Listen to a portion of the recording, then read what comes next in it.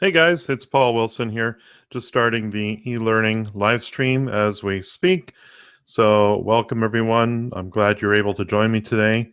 Today we're going to talk a little bit about Adobe Captivate drag and drop stuff, which should be a lot of fun. I'm going to share everything that I can recall. Hopefully I recall what I know about drag and drop. Let's just take care of a little bit of housekeeping up front here.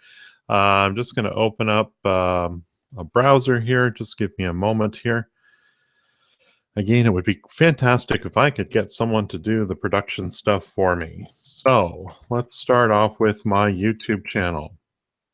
Just bring that up on the screen so you can see what it is that I'm talking about. So YouTube, let's go to, just do a search for Paul Wilson Learning. That'll probably find what you need. There I am. Not to be confused with Paul Wilson Golf or Paul Wilson Gambling or other stuff. There's a lot of Paul Wilsons in the world. No, we're looking for Paul Wilson Adobe Captivate tutorials. And here we are. We're live on the air. What I want to bring to everyone's attention is the subscribe button. Of course, if you aren't already subscribed to my channel, I encourage you to do so. And there's going to be one extra step here. Let me sign in with my dummy account here. And geez, what did I make that password? Don't remember. Oh. Well, we'll use my wife's account there. Geez, I don't know if I remember that password either. No, I probably don't. Anyway, the important part is that you subscribe to my channel. So let's go back there. What's going to happen when you do successfully subscribe? You'll see a little notification icon. I want to bring everyone's attention to that. Make sure you turn that on, because that way you'll find out instantly when I'm doing something new, whether I'm uploading a new video or going live like I am right now. So make sure you check that out. Also, don't forget that I am available for hire. So if you need help with your next e-learning project, consider hiring me. My focus, of course, is to always focus on your corporate goals and not so much on the, what would be technically nice or what would be cool to look at. Really, what matters in e-learning is that you focus on the goals of your organization and, of course, the learning objectives of your learners as well. So let's make sure that we do that. So if you're interested in hiring me to help with your next e-learning project, you can click on the Hire Me button on the extreme right-hand side there. And there's a reminder, of course, for the folks that, hey, if you have just casual questions or questions that you anticipate would be answered in one or two statements, certainly you can just pop those into the comments of any of my YouTube videos. That's not a problem. But if you are interested in engaging me on a professional level, there is the Hire Me form here. Just fill out all your stuff. Last name, email address, subject, and a message explaining what you're looking for. And then from there, I will, have probably a brief chat with you, find out what your needs are, and point you towards purchasing either my instruction or consulting hours. I do offer 1 hour of instruction consulting for 130 Canadian. That's about $100 US. There is the 30 minutes, in case we go over or in case we just need an extra 30 minutes to satisfy the needs that you have. Generally, I don't recommend purchasing only 30 minutes because not very much gets done in 30 minutes. So, usually start off with 1 hour to get going, and we can add more from there if need be.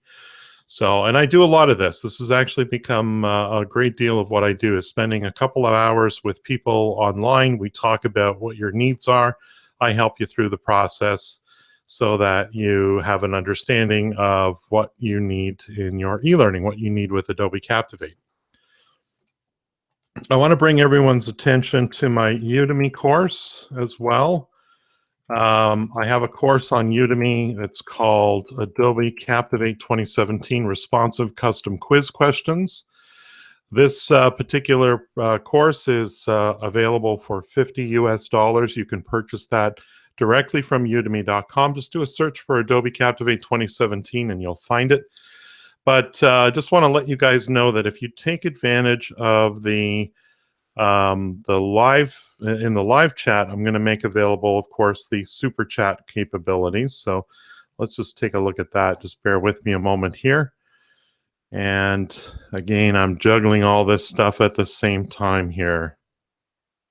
So I'm just going to mute this here. There we are. So there's the live chat. I'm going to pop this out just so I can keep this on screen while we're chatting and stuff. And that way I'll be able to see any questions that you have.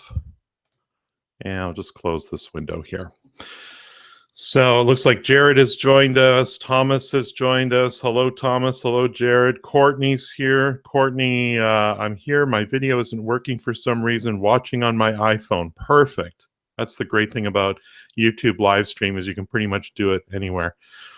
Leandro's joined us as well. Love the drag and drop interaction. So many possibilities. Hopefully I'll give you a few more today. That I'm looking forward to sharing what I know.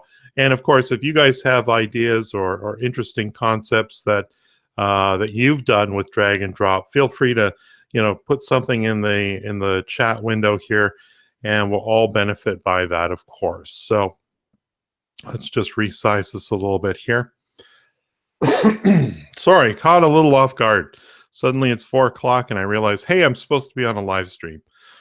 So just to let you guys know, if you haven't taken advantage of this already, what I like to do as a way of saying thank you for those who are joining me on the live stream, I do like to make this particular course available for you at a greatly reduced price. As I indicated before, let me sign out here so you can see what I'm talking about here.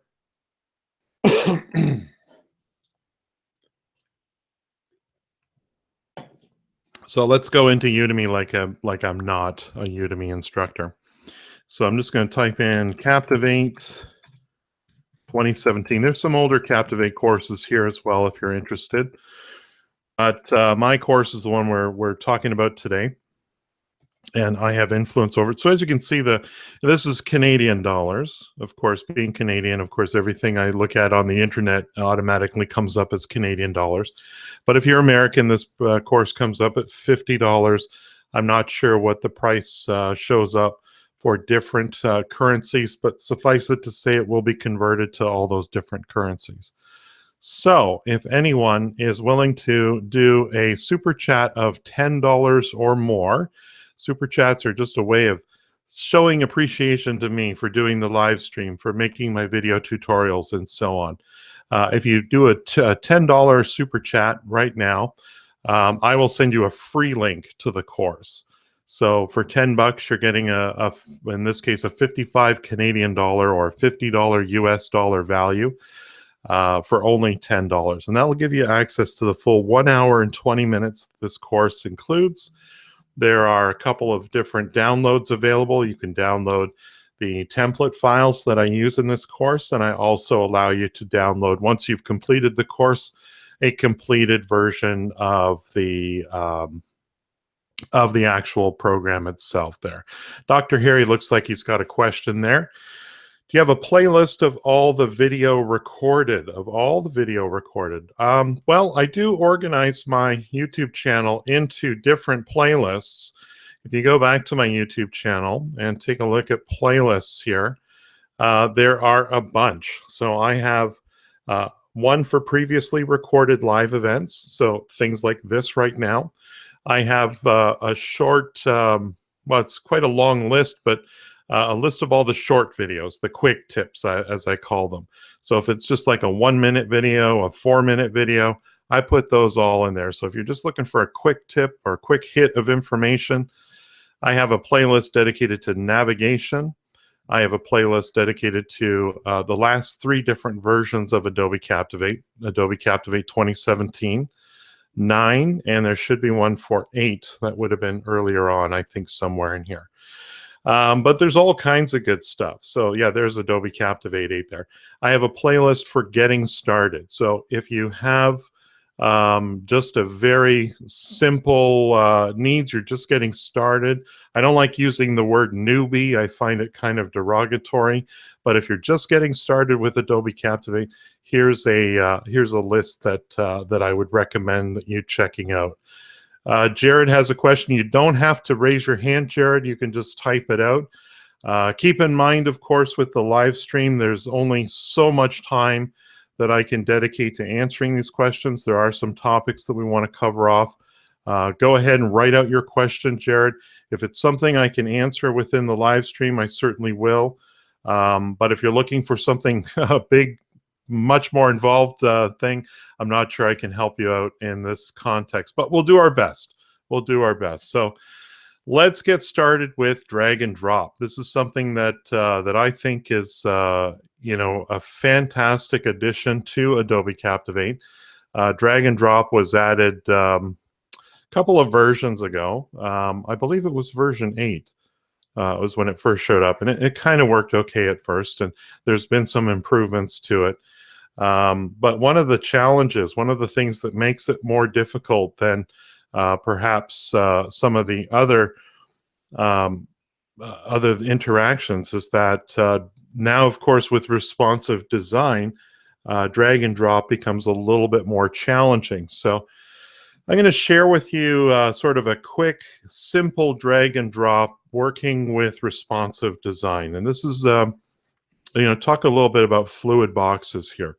With fluid boxes, I've learned that planning is everything. Planning is what you have to do. And it's whether you're creating your storyboards or whether you're doing if you're doing wireframing out your e-learning courses, some kind of plan. You have to know what's going to go on there. So I have in my mind already a plan for this particular drag and drop. It's going to be a simple one-to-one drag and drop.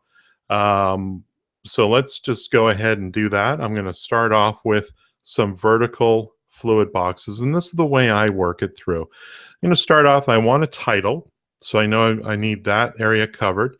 There's going to be space for my question stem, or the instructions, if you will, for this particular drag and drop.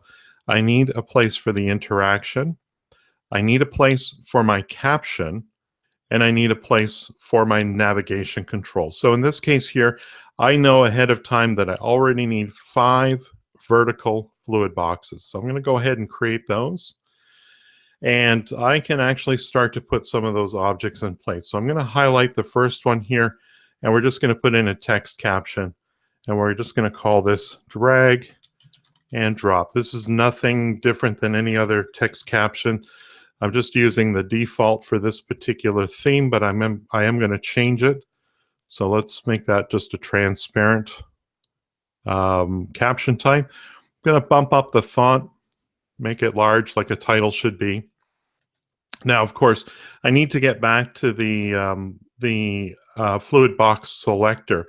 Easiest way to do that is to drag a selection box just from the scrap area and into the actual stage itself. And then you'll see, of course, your fluid box selector down here and the settings for those individual fluid boxes. I'm going to move this particular fluid box up a bit, make it kind of small. And I'm going to do the same thing for the next one. I'm going to highlight this one, and we'll add a text caption again. And this one will also change to that transparent, and we're going to change the text formatting a little bit to just make it work for this particular space here. I'm just going to put some margins on there. That looks good. And maybe we'll bump up the font just a tad bit. So this is just going to be a one-to-one type drag and drop here. And we'll say, let's pick a real question here. Match the Canadian leaders to their parties. Okay, very simple. And so this is where the interaction is going to be. And what I found is that you can divide this up into sort of 2 areas. You can also do 3 if you want to create a spacer in the middle. But I think 2 areas is probably going to be enough here. but I'm going to choose horizontal in this case. So I'm going to do like, basically these will be my drag items over here on the left and my drop targets on the right. So that's divided up. And keep in mind, you could do this for all of your fluid boxes. There are parent level fluid boxes and child level fluid boxes. And I could go a step further and make child level fluid boxes from here and here and use all the fluid boxes and have hundreds of crazy fluid boxes. But my advice would be, obviously, stick to your storyboard. If you've written out a storyboard and you've planned what this slide is going to contain, design this slide to have just what you need in it. So in this case here, I'm going to leave my space for my drag objects over here and my drop targets over there. This space here, I'm going to use actually for my captions, my feedback captions. So when I tell users that, incorrect or correct or try again, that's going to go down here. And the bottom will be my navigation. I don't need a lot of space for these. So what I'm going to do is I'm just going to make more room for the interaction itself by moving these down to the bottom here. So what do we need? Well, we need some buttons, first of all. I'm going to put in a button. What will this button do? This will be a next button. And I'll just bump up the font on that. And I'll probably have some other buttons, but we'll just go with the next button for now. I know I'll have a submit button eventually. And I'm going to put in a caption here. For this caption, instead of using a text caption, I am going to use a smart shape just to show you that you can do that. And that's going to fill the area, but of course it's got the maintain aspect ratio checked off. That's why there's a bit of space on either side. So I'm going to uncheck that and use it to fill the space. Now in this case here, I'm going to work with multi-state objects. So I'm going to start off with a blank, transparent multi-state object, and I'll change it as I need it for the different captions that I'm going to have. So let's first of all start off with making this completely transparent. So 0, and the stroke outline will be also 0 there. While we're at it, we'll just take a look at the state view of that particular caption, and let's add a couple states. So I'm going to start off by creating a correct state. We'll just call it correct. It doesn't have to be anything in particular. And let's make the fill on that a nice green color to denote that it's go ahead, like green is go and red is stop, that sort of thing. And let's just type something in there.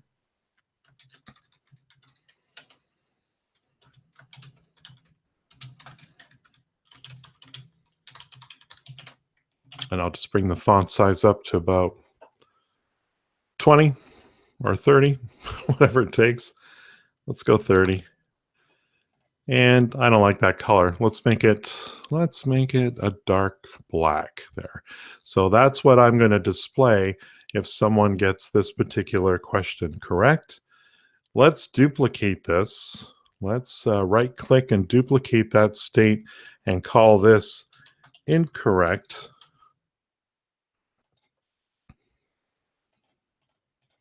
And we're just going to change the color to red because it's wrong. And I'm going to use a white font for that. And obviously I just want to, maybe what I'll do is I'll say try again. We'll give this person another chance to try again. And we could go further, and I could even come up with like incomplete captions as well, so that that folks can if they try to hit submit without making any selections whatsoever, we could have that sort of feedback as well. So so let's try this. Let's try this by going back here and exiting there. So now we just need some objects. So I'm going to throw in, oh, that's in the wrong spot there. If you ever get this situation happening where you create an object, but it shows up in the wrong fluid box, no problem. Just drag it to the fluid box that you want to put it in. place it there. In this case here, I'm going to use the uncheck the maintain aspect ratio, and we'll just call this Justin Trudeau. He's the leader of the Liberal Party in Canada. And again, I'll just bump up the font there a little bit. And I won't worry too much about the colors right now. I'm going to need 2 more. And we'll say Tom Mulcair. I might need to update my knowledge of political candidates in Canada, because I think some of them have changed. Let me just see here. Duplicate Tom. And the leader of, let me look this up, because honestly, I don't know.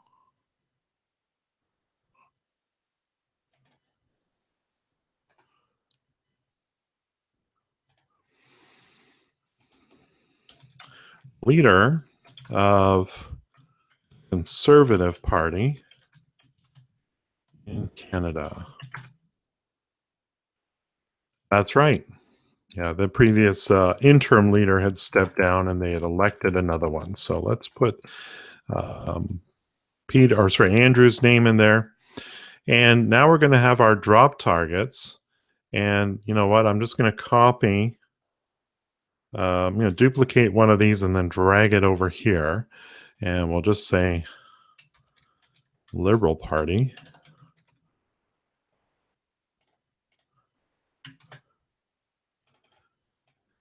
New Democratic Party, which is Tom Mulcair. I think he's actually been replaced by someone else now too. Again, I should probably update my knowledge here. Conservative Party. So this will work the way it is, but there might be some things you might want to do. The one thing that I would say that you know, what you can do and what's a best practice with any kind of Adobe Captivate project, whether you're building a drag and drop or whether you're building a custom solution, label your objects, because as you get into more complex stuff, you're going to need to know what different objects are, especially when you get into advanced actions or conditional actions and things like that. So it's really important to call things what they are. So I'm going to label these Mulcair. And then we'll say shear. Oops, got to spell that right. We'll say liberal.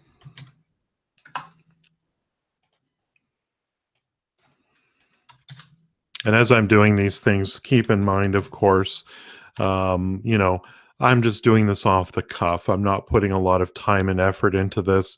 So there's no need to, if I spell something incorrectly or if I'm using the wrong political candidate here, you know, keep in mind that I'm trying to do a live stream at the same time. And it's not uncommon for me to make a spelling mistake or a grammatical error. So there's no need to put it in the comments. I've had that before. Some people are very serious about such things, and I understand that. So I'm going to make some modifications here. Let's talk a little bit about what's going on in the fluid boxes themselves. My master fluid box, or my parent fluid box, of course, is vertical. I could change that. It would probably create chaotic choices here. If you always want this to be tight as it is like right now, you may want to change the wrap point from wrap to next column with, of course, a percentage to squeeze in a column. And that would be what I would recommend for this particular situation. In fact, I would prefer if Adobe would make squeeze in a column the default choice rather than the exception to the rule. Center align is fine, but you certainly could make that left align or right align. Stretch to fit is fine. That's what's happening here with these smart shapes that I've put in there. Middle align from left to right, again, stretch to fit. Horizontal padding might be useful for you. Let me show you what effect this will have on this here. This is going to create some white space around all of these fluid boxes. I'm just going to put in an arbitrary number, 10 pixels in this case here. So let's just use my scroll wheel here. This is useful if you want to create a very specific amount of white space. You could even do it to make quite a dramatic white space. And we'll do the same thing for vertical. So again, this is going to separate out my title, my question stem, my interaction area, and all these other elements and give me lots of white space here. And that's quite useful if you're trying to, adhere to some sort of brand. I'm not too worried about that right now. So let's say for today, we'll just make that 5, and we'll just keep that at 10. Something like that. And so that gives me a little white space to work with. Let's go back to selecting our fluid box selector here. And of course, you can select individual. You can select a fluid box by clicking just on the edge of that fluid box. Or if I do that here, I can be brought here. I can also select individual fluid boxes from this particular fluid box selector down there. So here again, I might want to create some space between these two. So let's try playing around with the horizontal. I just want to create a little space between these objects here. 34, that's kind of large, but we'll put a little bit of vertical space between the objects. This is helpful with drag and drop in particular, because of course, drag and drop can be a little funny when it comes to, what did I choose for this one here? 13. And we'll do the same thing here, 13 as well. So I think we have enough here that we could start to build the actual drag and drop interaction. I know we've been talking already for almost half an hour here, but let's get to it. Let's get the learning interaction. Sorry, wrong button. I just clicked that out of instinct here. Wait for it, wait for it. Adobe Captivate using up my RAM and my video memory. Let's just take a look at the live chat, see what I'm missing here. Yeah, I don't want this. By the way, I know Jared, I think, has probably had asked about something to do with the tables. I don't use tables from the interactions. Learning interactions, I don't touch them, not with a 10-foot pole. My personal opinion is that I build everything custom. I don't work with these interactions at all. Anyway, back to drag and drop. Let's do that now. So here's what we got. This is going to be a very simple one-to-one drag and drop. I'm going to show you guys a couple of other things you can do with drag and drops later, but we're covering off the basics right now. So I just need to specify my drag sources by clicking on everything that's going to be a drag item. Then I hit next, and I can select my drop targets, hit next, and now I just need to specify the relationship between these two by drawing the little arrow from the icon in the middle of my drag items over to my drop targets. You'll notice that a submit button and some captions have appeared, which is fine. We can leave those for now. And then I'm finished. And that's basically the long and the short of it here. This will work as it is. Now, the first thing I'm going to do is I'm going to actually take this submit button and move it down to this bottom control here. So I've got my next button, which in actual fact, I'm going to hide the next button until the user has completed this interaction. And I'm going to give this next button a label because I think it's so important to label your objects, and you'll see why later.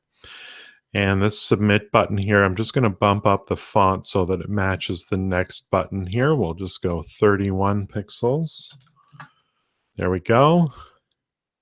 And we already have our caption. We're going to label that. So this is going to be called Caption Slide 1.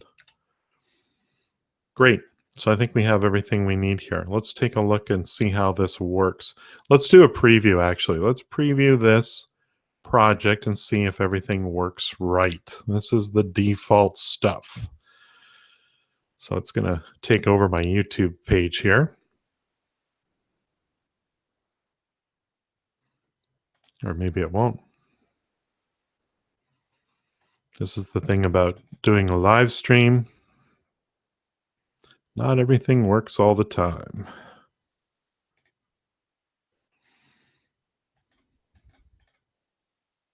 Yeah, I don't know what's happening here, but craziness has ensued.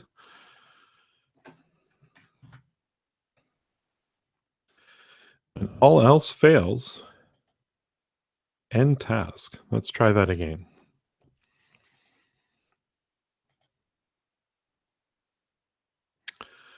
This is the interesting thing with live stream.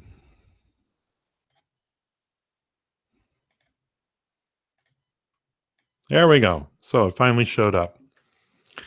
So a couple things right off the bat. My question message up here obviously is missing, and that's a cause for concern because I've got to get that working. That's really all about font formatting, size, spacing, things like that. So we'll take a look at that when we return to it here. But let's just make sure that this works, this works, this works. We hit submit and we get our correct caption there. So that's good. Let's close all these tabs.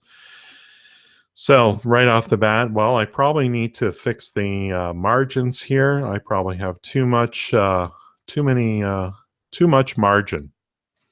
and it's not giving me enough space to actually properly display my text. One of the things that you might want to turn on when you're working with responsive projects and fluid boxes is to enable uniform text scaling. This might be really beneficial for these drag and drop objects if they're all using the same font size. So something like NDP is relatively small and short, yet Andrew Scheer and Justin Trudeau are relatively long words or sets of words. And so they might shrink down before NDP shrinks down. If you want to make sure that all of these that are in fact the same font size to begin with remain so, you're going to want to make sure that you enable uniform text scaling. This also allows you to set a minimum font size so that it's not going to drop below a certain point. Because of course you do want it to be visible to everybody. So a couple of things. Let's make this next button not visible in output. And let's take a look at some of the drag and drop options that are available to you. So if you haven't done a lot of drag and drop before, this will be of particular importance to you. There are some things with formatting that you can choose. I kind of like this thing here where I select all my drag objects and I can choose effects when I drag them over. And one of the effects that's available is the zoom in effect. You also can take advantage of multi-state object effects. And rather than show you, I'll just let you know that I have a video dedicated to that. And you should watch that if you're interested in having your drag objects change appearance when they're being dragged over and released on those drop targets. So let's take a look at the same setting for, of course, my drop targets. You do have the ability to add a zoom in effect, although I don't find it very effective for drop targets. But with formatting, when you're dealing with your drop targets, you do have, of course, the ability to anchor these items to these items as they're dropped down, and you can choose how they're positioned. So if you're focusing on the bottom right-hand corner, you could select all of them as I've done and choose this setting to ensure that no matter how large these guys are, these will fit in the bottom right-hand corner as opposed to the top left or center aligned and so on. Also, too, you can shrink these down as you drag them over. I'll show you what this looks like. And you can actually make them transparent if you wish. I won't bother with that. You can add captions that are shown as you drag items over. I won't show that right at this particular moment, but suffice it to say this will be very useful if you are creating, let's say you want feedback on every single drag and drop. But for right now, we're just going to deal with the individual feedback for the whole, or sorry, the feedback for the whole interaction itself. So let's just take a look here. Let's try that now. I've made a couple small changes. Let's just do a preview, see what that looks like.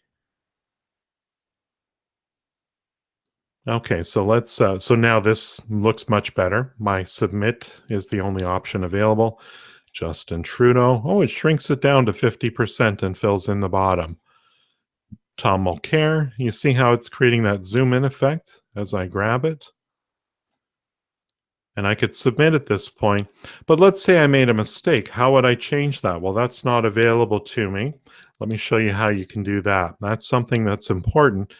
If you want to give users the ability to redrag a dropped source, check this guy off right here. Also, if you want to change the correct answers, and this speaks to the labeling of objects, this is where your correct answers are stored in the Set Correct Answers option. And as you can see, Liberal, Trudeau, NDP, Mulcair, Conservative, Scheer. If I had not labeled these, you would see Smart Shape 1, Smart Shape 2, Smart Shape 3, Smart Shape 4, Smart Shape 27. It would not make a lot of sense. So it's really helpful to label this stuff. That way, when you're looking at stuff like this and you need to change or correct something, it's much easier to do so. You can add answers to this point if you wanted to customize it further. I'm going to leave it as is. I will say this, though. If you wanted to enforce a specific order to be done, you could actually, and this is useful if you're doing stages or phases in a process, you can force people to do the order correctly as well. So if they have to drag stage 1 first, stage 2 first, stage 3 first, and get the correct order, you can change this from a combination, which is the default, to a sequence. And that's useful if you want to tell people the correct steps in the correct order. So that can be done as well. I'll leave it. I'll just hit cancel out there. So let's look at the center section here. So on success, what's going to happen? It's just going to continue playing. On failure, it's going to continue playing. Let's change this up a little bit. Let's customize this. This is what I like to do with drag and drops. By themselves, they're fine. You know, one of the things people say, well, these captions, they may not be particularly useful or whatever. That let's just put one up there and we'll put one in the next drag and drop, in the next fluid box there. So my failure caption would be this one, and my success caption would be that one. Just a reminder, or that maybe this is new for some of you. Everyone's always asking, I don't see how I can control these on the timeline, right? Because I'm clicking on them. I don't see them on the timeline. Actually, if you open up your timing panel, your timing properties, you can see how long they'll display for here. So if I want let's say 3 seconds just isn't quite long enough, I could change that to 5, for example. And the same thing here, 5, so that way it'll appear on slide for longer. I personally don't like the fade in, fade out effect. You could turn that off from here as well. So you could just have it, bam, it shows up. And that's how you would do that. So that's a question I see a lot of. How do I change the time of the captions on drag and drop? But me, I don't actually like to use the drag and drop captions. So I'll tell you what I do. I turn off the captions from here, right? Turn off that failure caption, turn off the success caption, and I'm going to use my own multi-state object to do my captions for me. So what we're going to do is we're going to give people one attempt here. Well, let's do infinite attempts for fun. And we'll just choose the reset all option. You can even add a reset button, which will show up down here, but let's put it in my little navigation control area here. And I'll just change the font size of that by going to my properties panel. And what was this one again? 31. We'll make this 31 as well. So that looks good. So now, this is where things can get interesting. So if you go back to your drag and drop and you go on the Actions panel here, or the Actions tab, I can choose different things to happen on success, right? I could, on failure, just simply run an advanced action, let's say. Let's see, do I even need an advanced action?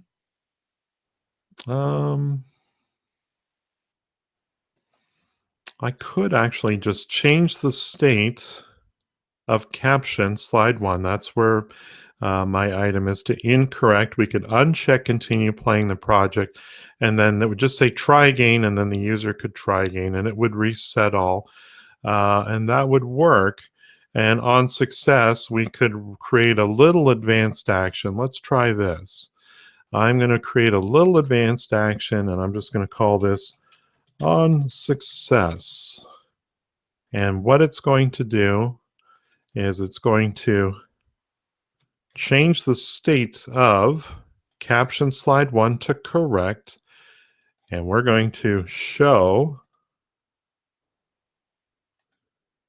and I need to know that next button, next 001. There it is. Again, helpful when you're labeling your projects or your objects rather properly. So there's my little on success. I'm just going to put 001 so that this is just for slide 1. Save as an action.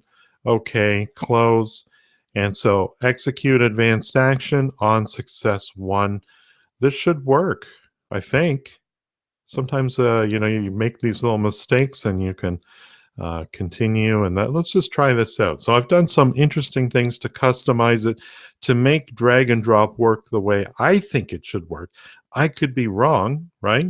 It could be, you're the designer of your own e-learning course.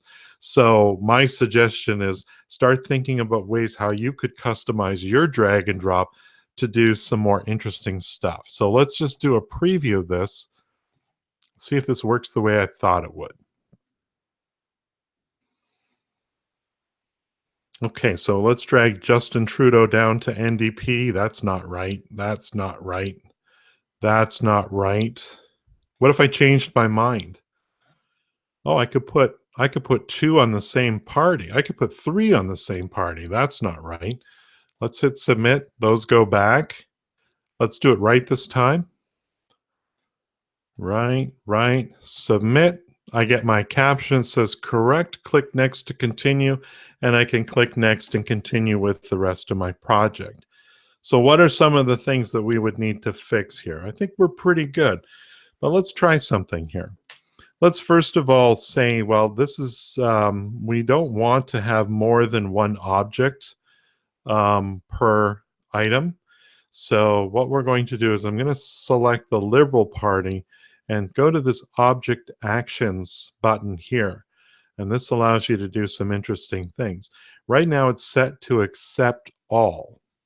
Well, I don't want to do that actually. I want it to only have one.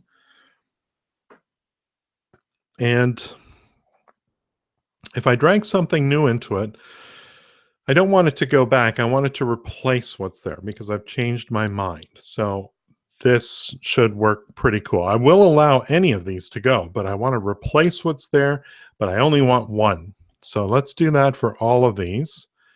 Object actions, uncheck that, replace, okay. Same thing for conservative here. Object actions, replace. So that's sort of more in mind of what I had. Let's do another change too. Let me change these. This is more formatting and stuff. We're working in our properties panel here. I'm going to bump these up to the top of those little boxes there. I'm going to change the background to a different color from the other ones. Change the font color. I'm going to underline the text almost like they're a title. We're going to align them to the left. And yeah, that works. And let's do something similar to these guys here. We'll select these, and I'm going to make those a very light gray. We'll keep the dark font. I'm not going to have any outline on those. And actually, I'm going to check the outline on these too. I don't want any outline there. Remember, these are going to shrink down too, which is kind of an interesting effect.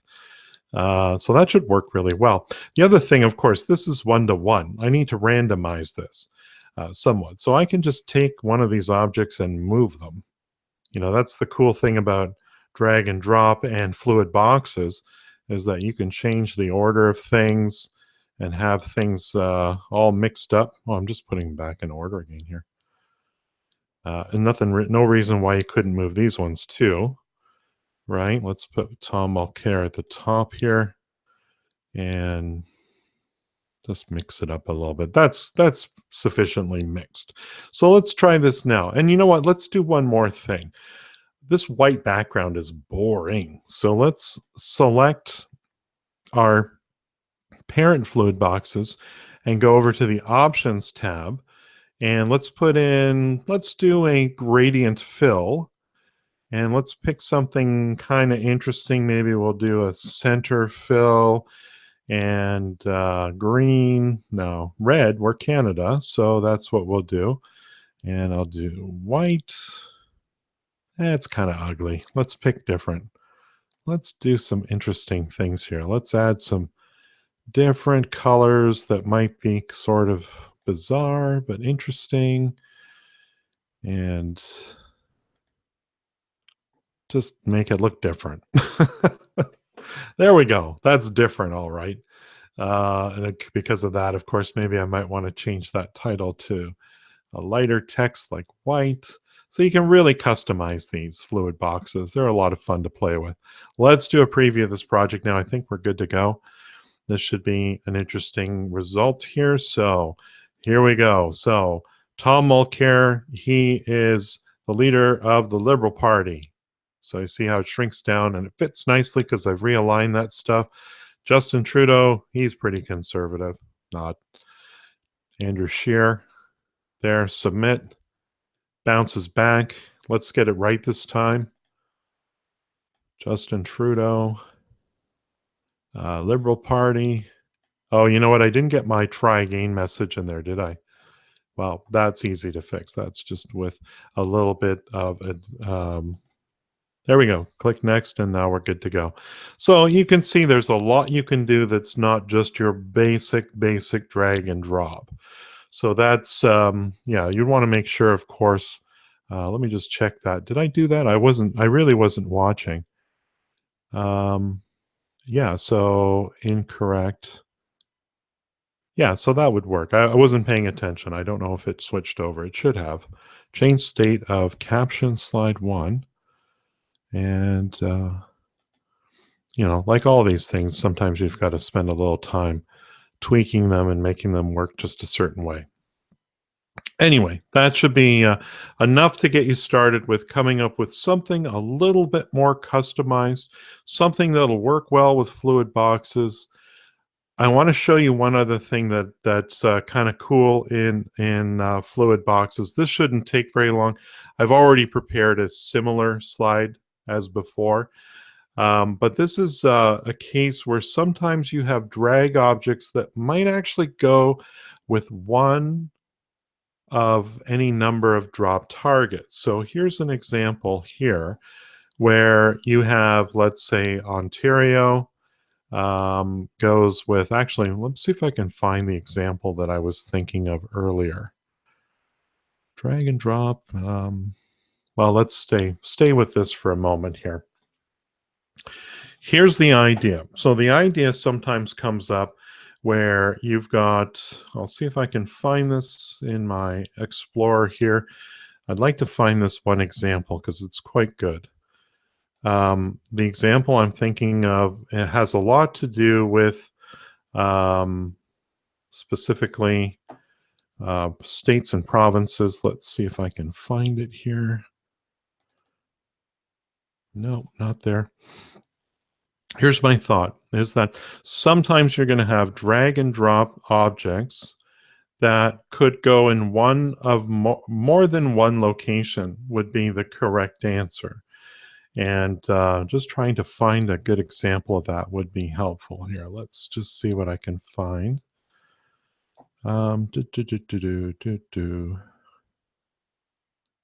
Bear with me a moment. While I'm looking here, if anyone has any questions, now would be a good time to jump in.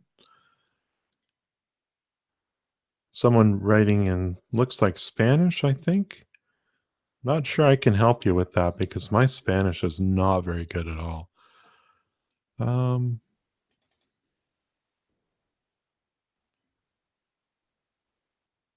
Drag and drop, drag and drop.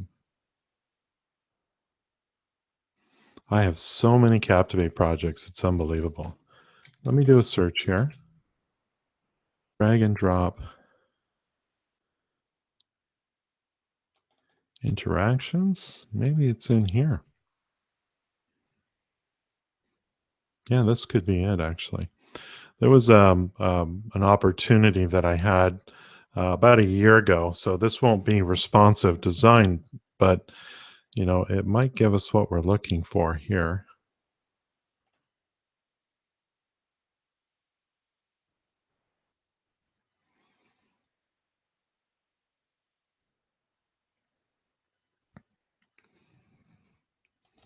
Yeah, this is the one I was hoping to find. Apologize for the delay.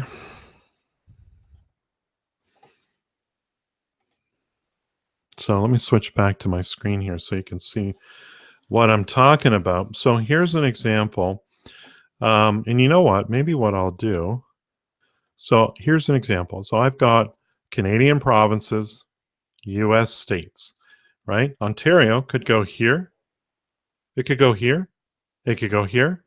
It could go at any one of these, right? But normally, if I just did this as a default drag and drop, I'm not going to get the results that I'm really looking for here. So this is where let me delete the interaction that's here right now.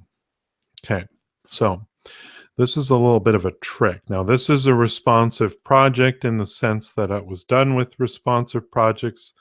But of course, you would have to do this a little bit differently in fluid boxes. But the advantage of this particular situation is that, again, I've got the advantage of having multiple locations that are all considered correct answers. So here's what you do. This is a many to one or many to many situation. So let's do the drag and drop wizard here. So there's a feature that's built into Adobe Captivate that allows you to create groups of drag objects and groups of drop targets. And this is where things can become very interesting here. So let's bring up the drag and drop wizard here if it's going to let me. I don't know why it's not starting up. Again, just one of those, nothing works when you're doing a live stream. Maybe I should close this one here. Yeah, it seems to be not letting me do it while I've got a different one open.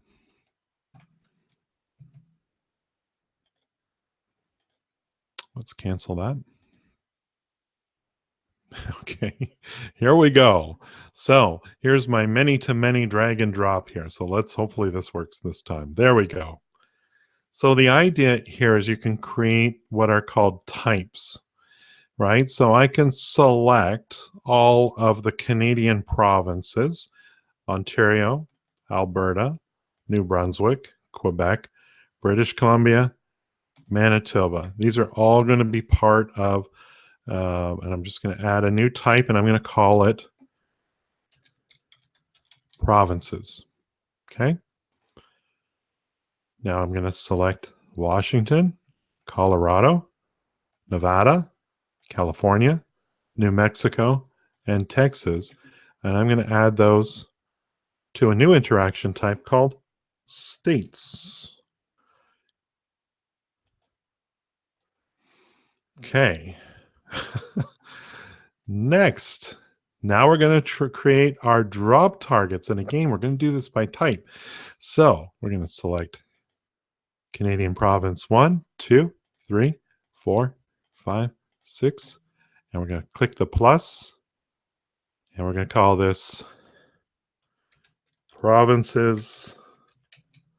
And maybe I'll just put underscore drop. I don't know if I need the underscore, but I'm going to put it there anyway. And now I'm going to select my US states. 1, 2, 3, 4, 5, 6, plus states underscore drop. Next. And here's where things get really interesting. So this is like, it's going to look crazy. I'm just going to tell you this right now. I'm going to select Ontario and I'm going to drag it to one of the Canadian provinces. It literally doesn't matter which. Blam. So you see what it's done? It's created a line for every single possibility and going the other way as well. So all the possibilities are covered. Every single Ontario, or Ontario can go in any one of these, and any of the Alberta ones can go in any one of these. And of course, I want to do the same thing with states as well. So what happens? We go to US states. Blam. Look at that. It looks like string art from the 70s. I don't know if you know what I'm talking about, but this is going to be crazy. But guess what? It works. I'm going to hit finish. And the cool part about this is it looks totally crazy. You're probably going to want to turn off the interaction, hide interaction, so that you don't have to look at all that stuff for any further customization. So let's just put a success message up there, or failure message up here. And let's try this out and see how this works, right? So this is what's cool about this is, again, it doesn't matter what order you put these states and provinces in. This will totally work. This is a neat little thing for people to know, because obviously Ontario could go here, it could go here, it could go here. Let's put that there. We'll just put these in crazy order. Doesn't even matter whatsoever. The system is smart enough to know as long as you get those in the right boxes, even if it's not the ones you were expecting originally, it's going to be successful. You see that? I got my success caption up there.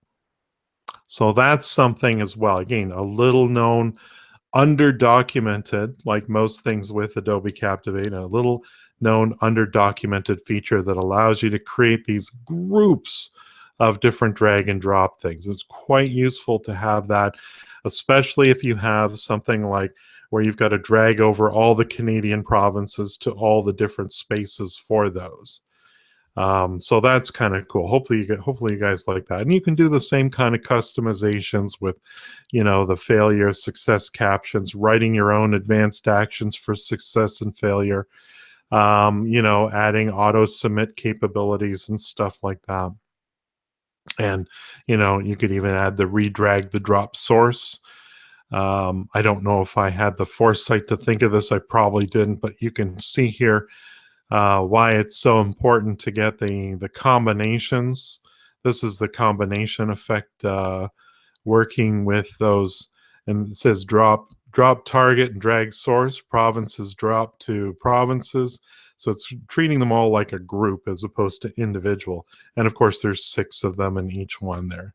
Very interesting, and I think a lot of people don't fully realize how powerful the drag and drop capabilities are in Adobe Captivate. I brought this up here because I just wanted to show you guys another example.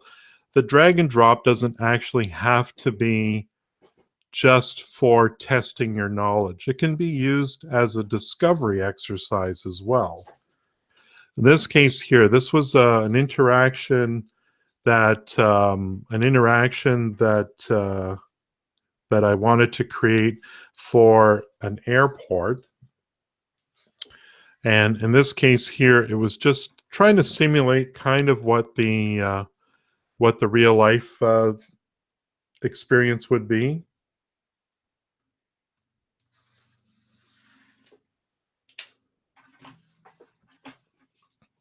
So in this case here, this is a 3 or 4 step process that we wanted users to understand.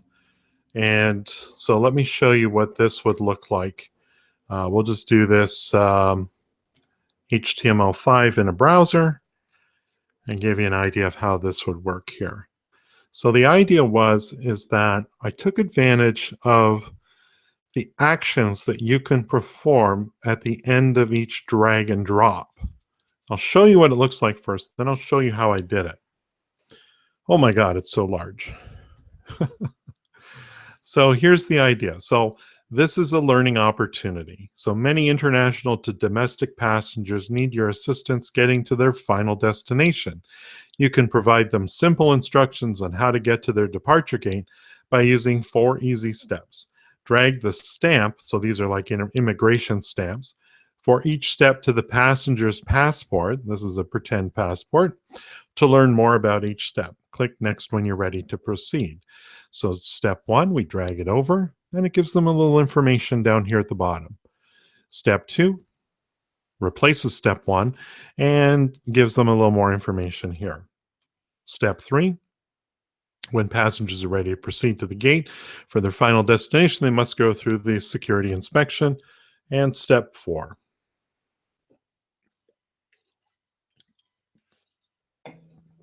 So the idea here is that there's no right or wrong answers. This is just them learning the steps of a process in just a little bit more interactive way. I could have just written out the steps and asked them to read it, but anytime you can get the user involved in some interactive element, obviously they're going to get a greater benefit from that, So, and I took it a step further. So here's the knowledge check, and I need to put these in the right order as well. And what's going to happen is we're going to start off with going to customs and immigration. Correct. And see David here changed his facial expression. We're going to scan the boarding pass at step 2. He's happy. Let's get something wrong. We're going to do the head to domestic gate next. No, it's not quite the right answer. Let's drag that back or to a different spot. Oh, he likes that. That's good. Let's put this there and submit. In this case, I didn't have it set up right. But the idea, again, just using that as a quick knowledge check. How did I do that? Well, let's take a look at this part first here.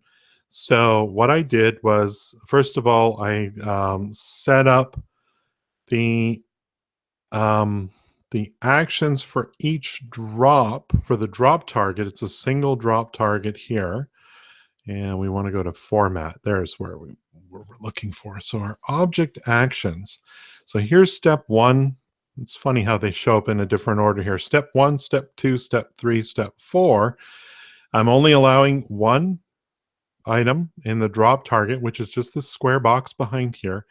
And then I basically trigger an action, change the state of the steps message to step 1, step 2, step 3, whichever it is that I happen to be dragging over. So keep in mind that you can actually run a single action or a much more complicated advanced action for each drag and drop over. And that can be extremely useful for creating this interaction. I won't go in full detail on this one here because I actually have a video tutorial on if you search for making or using drag and drop for experiential purposes. Experiential is like making it like an experience like real life, or at least as close as you can get in e-learning. Then this is a great way to do that as well. This one here, very similarly, what I did was with each action that I dragged over, if we take a look at the object actions, we're changing the state of the picture of David to either one of the normal or neutral facial expressions, or if he gets it wrong, to something negative, like, oh, I don't know about that. And you can see here, if I cancel out of this David character here, what he is he's a multi-state object. And if I go into state view, you can see I've got all these different facial expressions that represent whether you're doing an okay job or not so much. That's no good. Incidentally, if you're interested in this particular interaction, you can actually again, the same thing. This is available as one of my video tutorials. In fact, what I'll do at this point here, let's just take a moment. If this is something that you'd like to recreate on your own or something similar, just to bump up your e-learning to the next level, I've got detailed instructions. This is more intermediate to advanced, I'll be honest. So Adobe Captivate, that should probably find it here. Yeah, this is the one here. And we'll just copy the URL for that. And I just want to make sure it is that. Yeah, there's the passport um, item. And let's just put that right down in the chat window here. If you guys want to click this link and just bookmark it. Um,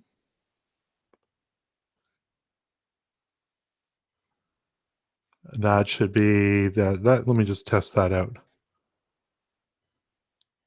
Yep, that works. Of course, I screwed up my visual on the chat here. Let's go back to the.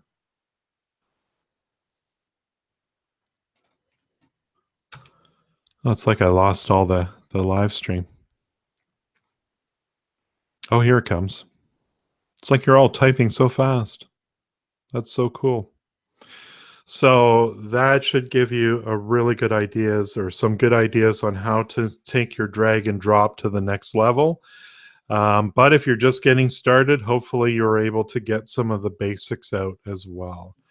So let's take an opportunity to just see if there are any questions that I can answer for you. So I'm just watching here on the live chat. I've had some unusual messages on the comments of my YouTube channel lately, and I just find it kind of interesting. I had someone kind of do a little bit of a rant on me the other day. He ended up apologizing, which is great because I was really worried. The issue was is that they were really struggling to find content for learning about Adobe Captivate. So let me just pause from drag and drop for a little bit here, and maybe talk a little bit about that because that's that's definitely something that is an issue for a lot of folks, and they're trying really hard. When you're looking at what the Adobe folks have done a year ago or a year and a half ago, there was nothing really. There was the help X files, which was this, right? So you would go here, you're looking for support, you would type in Adobe Captivate and something else, and it'd bring you to a list of, download Adobe Captivate, or wouldn't really tell you what you were looking for. So, that can be problematic. And there really wasn't much else. You certainly could, you could certainly purchase a book. And, if I was going to make a recommendation, let's see if I can find who I'm looking for here.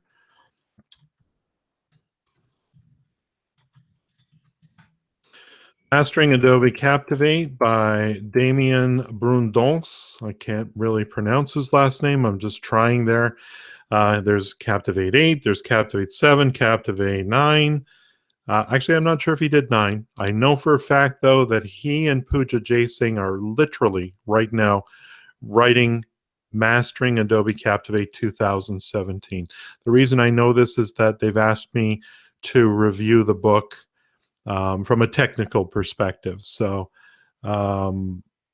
it's what I've read so far is really great, and I'm really looking forward. I imagine that that's probably going to be out in time for the DevLearn conference this fall, but I think you'd still probably, even with one of the older books, you'd still be better off with one of their books for knowledge, because there's a lot of stuff to learn. So the thing for me is that this is one of those things that if you're looking for a quick magical solution to your problem, you're not necessarily going to find it. It's going to be very difficult to get that information out there. Adobe Captivate is not like Photoshop in the sense that Photoshop, there are literally millions and millions and millions of users out there. Adobe Captivate is a very specific application used by a small percentage of the world. Yes, they are the largest piece of software for e-learning development out there as far as users are concerned. But the truth of the matter is that with Captivate, it's just it's a very niche market. So you're not going to find a ton of books. You're not going to find a ton of videos. I've tried to put as big a dent into that as possible. But certainly there are of course a big improvement, I'd say, in the last year with the addition of the Adobe e-learning community. Some fantastic stuff happening there with all of us sharing ideas. If we left it up to Adobe, maybe there wouldn't be a lot of information. But the good news is that I can share my information with you guys. You can share it back with me. The more you share, the better the community is as a whole. And there's some neat tricks that you can do to basically get free copies of Adobe software if you're interested. I know I have, for the process that I've gone through, your best bet is to go to, if you take a look, let me just see here. This is really huge. Go check out your profile, and you'll see what your status is. You'll see a badge here. Now, of course, I've been doing this a lot longer, and I do quite a bit of it. But click this Learn More, and there's a lot of really good information on this page. These are the levels within the e-learning community that you can advance to, and the incentive that goes along with them. Right now, I'm a legend. I get free copies of Adobe Captivate, Adobe Presenter Video Express, and Adobe Captivate Prime, which is their learning management system. I get a complimentary invite to an Adobe e-learning event, such as the Adobe Learning Summit or the Adobe e-learning conference. And I also get an invitation to host Adobe Live webinars and an invitation to speak at Adobe Live events. And so I'm basically, been given free copies of the software to share my knowledge with you guys. And there's nothing to say that you can't do the same. So take a look at how the scoring works. If you like an article, if you comment on an article, if you showcase your work, if you do a product review, if you write a testimonial, all this stuff gets you points. There are some, small print here that explains how you can do this stuff and how it works for you. But I really recommend you check this out because, of course, before long, you could be using free copies of the e-learning software that's made available to you there. Let's see if I can answer some questions here. Thomas has something off topic. Moving slides up and down. I have a 60-slide project. I've decided to move slide 56 to the 12th position. Currently, I click on slide 56 and drag it up until it's between slide 11 and slide 13. Is this the most effective method, or is there a better way? Here's an interesting thought. One of the things that you could do, Thomas, is that you can actually group entire sections of slides. So, and it's been a while since I've done it. So if I wanted to, let's say, very easily move slide 1 down to become slide 4. One way I can do it is I could select slide 2, 3, and 4, group those together, and then just do that. I don't know if you saw what I did there. And then, of course, I can then ungroup these. So now what was previously slide 1 is now instantly slide 4. So your situation, if you were to group, let's see here. Oh, that would be maybe a little more tricky.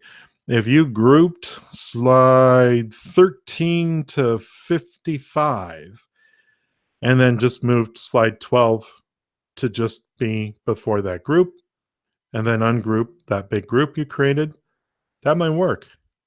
I don't know if it's effective, if it's better, but yeah, you could try that. I'm not a big fan of grouping slides because I've never really had a reason to do it, but it is something that you can do. So maybe that will help you out. Any other questions, guys? I got about 15 minutes left in the live stream, and I've kind of covered off everything that I would have covered off. One last reminder I will say is, again, for those that may have joined in a little bit later than the others, I do have a course on Udemy. It's specifically on Adobe Captivate 2017, and it's all about creating custom question slides, kind of similar to what I was doing today um, with some of those fluid box ideas with different multi-state captions and things like that. It includes all that stuff. But the interesting thing about this, while this course is about responsive custom quiz questions, and if you go to Udemy and just search for Adobe Captivate 2017, it's the only course that covers Captivate 2017, at least today anyway. So it'll be very easy for you to find. But even if you're not creating your own custom question slides, here's what you're going to learn. You're going to learn how to create a responsive design interface using fluid boxes. You're going to learn about setting up variables to keep track of different selections made by your users. You're going to learn how to write advanced actions that will form the basis of your interactions for your users. You'll learn about conditional actions, which are like if-then statements for e-learning. And they'll also be able to validate things that your users have submitted to you. And of course, you'll be able to convert these questions into scored final quiz questions. So just as a general learning about all the intermediate stuff with Captivate, this is a great course. Now, I'm from Canada, so when I go to Udemy, I see the Canadian price. If you're from the United States, I believe the price is $50 US. And obviously, if you're from a different country, you'll see a different currency and a conversion doing a different price.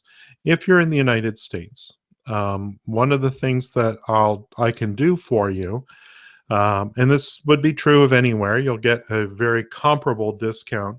What you can do is if you can do a super chat, which is down here on the chat window, of $10 or greater, what I will do is I will send you a link. You need to send me an email to paulwilsonlearning@outlook.com, letting me know that you were one of the people doing a super chat on my live stream.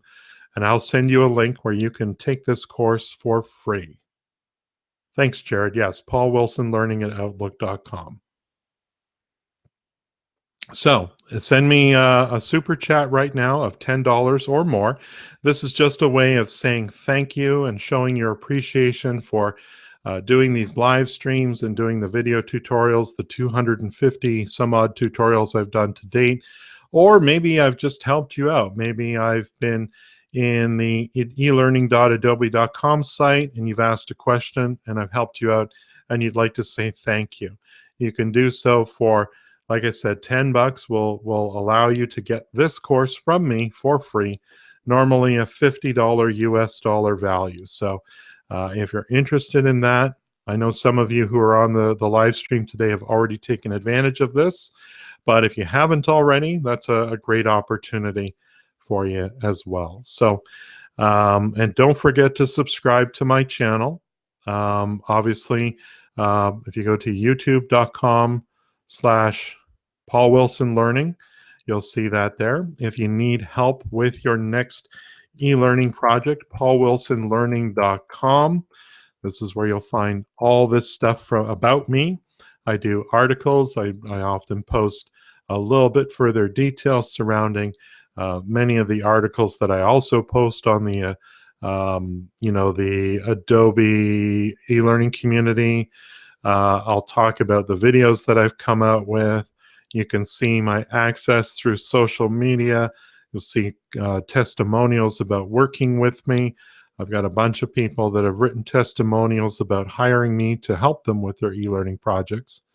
And of course, there's the opportunity, if you need my help, you can purchase those 1 hours of instruction or consulting right from this page here. So hopefully that gives you what you need to know, guys.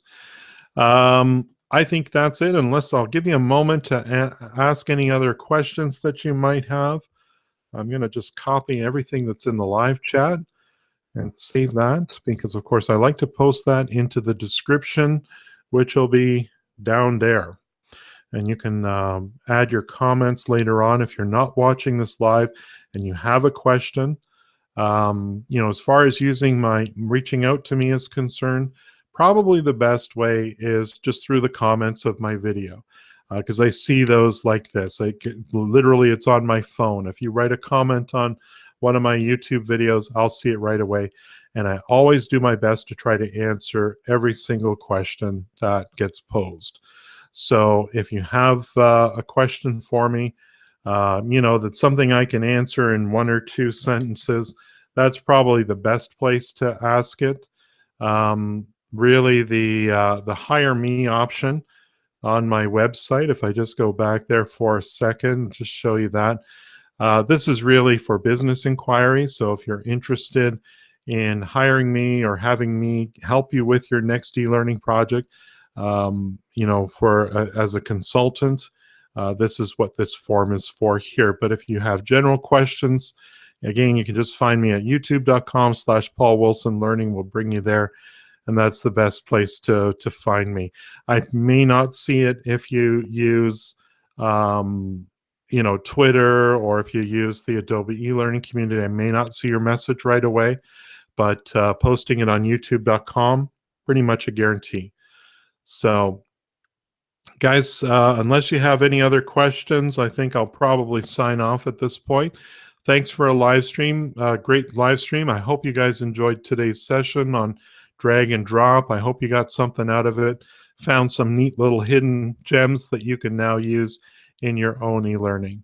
So for now, we'll sign off for now, and hopefully see you at the next.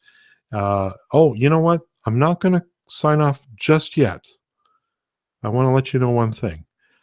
I received my invitation this last week to be a speaker and presenter at the Adobe Learning Summit in Las Vegas, Nevada.